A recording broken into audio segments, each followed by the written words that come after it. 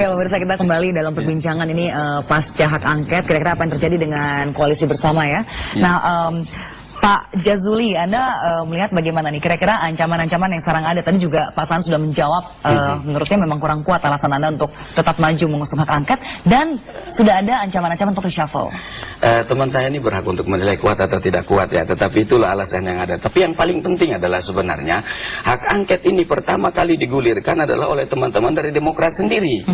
Iya, persoalan itu bukannya ke sikap fraksi atau itu hanya sikap pribadi, ya itu urusan internal Demokrat. Bahkan kami bertanya, ada apa sebenarnya di Demokrat ini? Nah, begitu sudah bergulir, kami ikut karena ini menurut kami cukup bagus. Nah, tiba-tiba di tengah jalan kami harus balik badan. Buat kami di PKS memang agak sulit, tidak biasa soalnya bagi kami. Setelah kami pertimbangkan matang, wah ini cukup bagus sekali untuk bangsa dan rakyat. Oleh karena itu, jadi kami susah untuk balik badannya. Itu yang pertama. Yang kedua, jadi kalau kita ibaratkan koalisi ini sebagai bangunan rumah tangga, ketika ada isu seorang suami tidak menyampaikan seluruh uangnya kepada keluarganya, istri yang arif adalah, dia harus bertanya dulu, meneliti dengan bagus.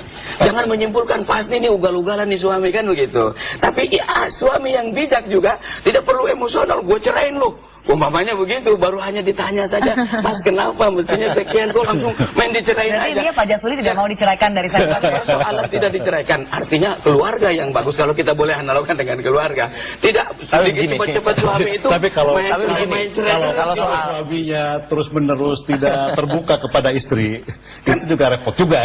Jadi jangan sampai begini, ini ibarat Pak Burhanuddin, kita kasih kesempatan. Ya, ini ibarat rumah tangga. Setgap ini mengubar aib internal rumah tangganya ke depan publik, dan bukan sekali dua kali, terlalu sering, sampai kemudian banyak yang mengatakan pondasi bangunan rumah tangga Setgap itu terlalu lemah karena masing-masing punya kepentingan yang berbeda-beda.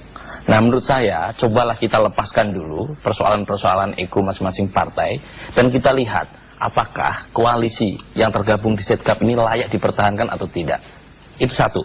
Yang kedua, pasca angket kita bisa melihat ya pertarungan di internal Setgap yang makin kencang soal reshuffle, dan bukan hanya dari Demokrat yang mengusulkan soal perlunya reshuffle, tapi juga dari partai-partai mitra koalisi lainnya seperti P3, PKB, dan PAN yang selama ini terutama